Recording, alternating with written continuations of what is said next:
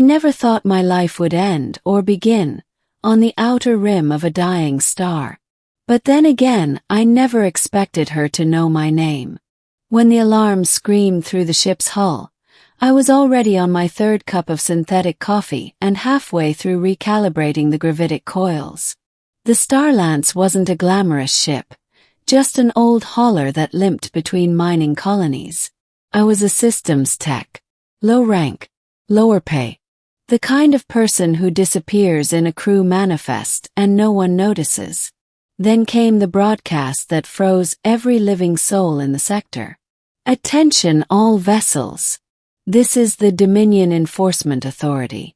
You are ordered to halt all transmissions and prepare for inspection by order of High Inquisitor Seraphine Vale. Every spacer in the galaxy knew that name. Seraphine Vale, the Iron Siren, the Dominion's executioner, the woman who burned half of Vexera Prime to ash with her bare hands. She wasn't just feared. She was legend. The kind whispered in dark corners of spaceports, where even smugglers spoke her name like a curse. And now she was coming here. Their rival. We dropped out of warp near the twin moons of Idris. Her flagship, Oblivion's Mercy, loomed ahead. A vessel so massive it blotted out starlight, its hull pulsing with crimson energy veins. Captain Juno's voice cracked through the intercom. All crew to stations. Compliance protocols active. No sudden movements, people. No one disobeyed an Inquisitor's summons. Those who did weren't seen again. The air aboard Starlance grew heavy with static as their docking clamps latched onto us. The sound of pressurized air hissed through the corridor, followed by the rhythmic stomp of armored boots. Then she entered.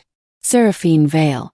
Every broadcast image I'd seen of her didn't do justice to the reality. She stood nearly 6 feet tall, wrapped in black Dominion armor that shimmered like liquid obsidian. Her eyes glowed faintly blue, as if lit from within by twin stars. A neural crown wrapped around her temples, humming with low energy. And yet, despite the weaponry, the power, the legend, I remember thinking she looked tired. Behind her marched 2 Praetorian guards, faceless in chrome helmets. The entire crew knelt as protocol demanded. Everyone except me. I was too slow, caught mid-step, my spanner clattering to the deck. Her gaze snapped to me. That single moment felt like standing in the path of a supernova. "You," she said. Her voice was soft, but it carried an authority that bent reality itself. She raised a gloved finger and pointed directly at my chest. "He's the one. The selection." The ship's silence was absolute. Even the hum of the engines seemed to die. "Ma'am," Captain Juno stammered. This technician." Seraphine's eyes didn't leave mine. "His neural signature matches the echo." I had no idea what that meant. But the captain's face went pale, as though the word itself carried a death sentence. Before I could ask, the Praetorians grabbed me. A shock baton hit my ribs. Everything went black. The Inquisitor's chambers. When I awoke, I was no longer aboard Starlance. The sterile light of Oblivion's Mercy gleamed through the viewport, a deep red star glowering beyond reinforced glass. I was strapped to a diagnostics table, a dozen cables snaking into my skull interface. Seraphine stood beside a holographic console, studying readouts that flickered in a foreign script. "Relax," she said without looking up. "If I wanted you dead, you wouldn't have woken up." "Comforting," I muttered. "Where am I? Why am I here?" Her gaze flicked toward me. "You're aboard my ship. And you're here because the universe has an inconvenient sense of humor." She tapped a control. The hologram shifted to display 2 images, one of me, neural data glowing across my skull, and another of something else. Waveform. Pulsing, beautiful, terrible. "This," she said, gesturing to the waveform, is the echo. A quantum imprint of a consciousness that existed before our universe expanded. A remnant intelligence from the dark era. I stared uncomprehending. And you think I'm connected to it? Her lips curled into the faintest smile. I don't think. I know. According to her scans, my neural pattern carried an identical harmonic resonance to the echo. Something only theoretical until now. The Dominion had spent centuries searching for it, believing it could grant dominion over reality itself. And somehow, impossibly, a low-level systems tech had it inside his head. Why me? He asked. Because fate doesn't negotiate, she replied. The experiment. The next days, if you could call them that, were a blur of tests, data extractions, and invasive neural probing. Seraphine herself oversaw everything, never delegating.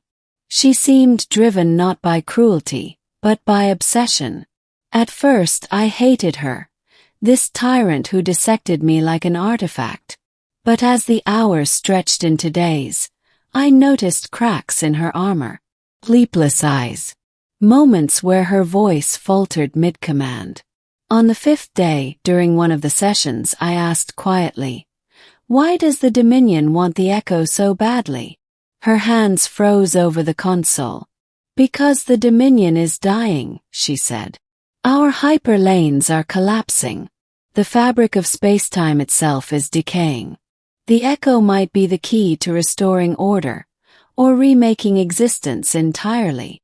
And if it destroys everything," yes, "then at least we go out knowing," she whispered. The bond during one of the neural sync tests, something went wrong or right depending on your view. When the machine activated, I felt the surge of the echo, a torrent of ancient consciousness flooding my mind. I saw visions, stars forming and dying in seconds, galaxies devouring each other, voices whispering in impossible languages. And then, saw her. Not Seraphine Vale, the Inquisitor, but Seraphine the child, standing on a scorched world, watching Dominion soldiers burn her village. She'd survived by surrendering to the very empire that destroyed her home. The Dominion hadn't made her strong. It had broken her, and rebuilt her into its weapon. When the surge ended, we both collapsed. The medics rushed in, but she waved them off. For the first time, her eyes looked uncertain. "You saw, didn't you?" she asked quietly. "Yes," I said. "And I think it saw you too." After that, everything changed. She still kept me under guard, but the cruelty was gone. Really talked. About her wars. My wasted life on cargo ships. The stars neither of us would ever see again. Somewhere in that endless cold expanse, two ghosts found understanding.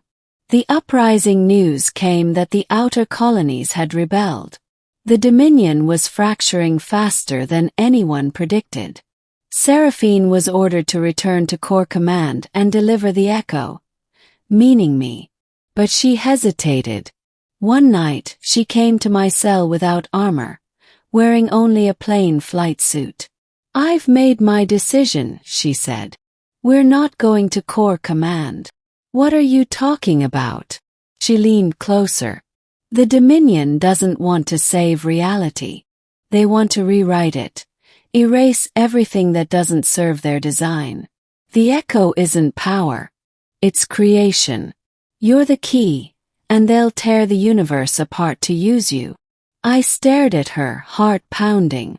"So what do we do?" She smiled faintly. "We run." The escape: we stole a Dominion interceptor and launched during a communications blackout. The moment our engines ignited, the flagship's alarms blared. "Hold on!" Seraphine shouted as the ship rocketed into hyperspace, pursued by a swarm of Dominion hunters. The hull screamed under acceleration. Energy bolts ripped through the void behind us. I diverted all remaining power to the drives while she plotted an impossible jump, straight into a collapsing wormhole. "You're insane," I yelled. Probably, she said, and punched the command. The universe shattered into white light. When I came to, we were drifting in a system I didn't recognize. The wormhole had spat us into uncharted space. The stars here were different, older. Seraphine looked at me and laughed, a sound half relief, half disbelief. We made it. The secret of the echo. Over the next few weeks, we pieced together fragments of what the echo truly was. The data inside me wasn't just knowledge. It was memory. The memory of a civilization older than our universe, one that had mastered creation and witnessed its own annihilation. It spoke to me sometimes, in dreams and in bursts of thought that weren't my own. Called itself Irith. Irith showed me visions of the first cosmos, a realm where thought shaped matter. When their reality began to collapse, Irith encoded itself into the quantum substrate of space-time, waiting for new minds to evolve that could hear its song. You were chosen, Seraphine said once, as we studied the data streams. Maybe not by fate, but by them. I wasn't sure what terrified me more, that she was right or that I could feel Irith awakening. The betrayal. It couldn't last. The Dominion found us. A fleet emerged from hyperspace, led by Admiral Coron, the man who had once trained Seraphine. His voice boomed over the comms. Seraphine Vale, you are charged with treason and harboring a Class Omega anomaly. Surrender the host, and you will be granted a swift execution. Seraphine looked at me, eyes blazing. They'll never take you alive. But the echo Irith had other ideas. Through me it whispered, let them come. Let them see what they fear. Before I could protest, energy surged from my body, fusing with the ship's core. The entire vessel glowed with fractal light, reality bending around us. Coron's fleet opened fire, but the beams never reached us. They curved, folded, and imploded back into the ships that fired them. Dozens of warships collapsed into singularities within seconds. When it was over, the silence was unbearable. I looked down at my hands, still glowing faintly. What have I done? Seraphine placed her hand over mine. You survived, she said softly. That's all that matters. But I saw fear in her eyes. Not of me, but of what I was becoming. The choice. Irith spoke again, louder this time. Told me I could reshape the galaxy. Heal it, destroy it, remake it. All I had to do was accept. I told Seraphine what it wanted. She listened in silence. If you do this, she said, there's no going back. You won't be human anymore. Maybe humanity isn't meant to survive, I whispered. Maybe it's time for something new. She shook her head fiercely. No, the universe doesn't need gods. It needs hope. Her words cut deeper than any weapon. For all her power, she still believed in something pure. And somehow I realized so did I. So I made a decision. I would not let Irith consume me or the galaxy. I would become its prison. The end. And the beginning. We found a dying world orbiting a black star. Its surface was glass, its air toxic. Perfect for oblivion. Using what was left of the echo's power, I began the containment sequence. A self-sustaining quantum lock that would trap Irith's essence within me and seal it forever. But it required a catalyst. A massive energy burst from Oblivion's mercy, which still drifted crippled near the wormhole's edge. Seraphine insisted on piloting the flagship remotely. If this works, she said, the Dominion will lose its greatest weapon. If it doesn't, then we die free. I remember her final look before she transmitted the detonation code. A small, sad smile. For what it's worth, she said, I'm glad it was you. The explosion lit the void brighter than a sun. Irith screamed inside my mind, a chorus of dying stars, and then silence. Epilogue. I don't know how long it's been. Time doesn't mean much anymore on this world. I built a shelter near the crater, powered by the last remnants of our ship. Some nights, I still hear echoes of her voice through the static. The Dominion fell soon after, torn apart by its own wars. The galaxy rebuilt itself in fragments. To most, Seraphine Vale remains a monster, a symbol of tyranny. But I knew her truth. She wasn't a monster. She was the only person who ever looked at the universe's weapon and saw a person. And me.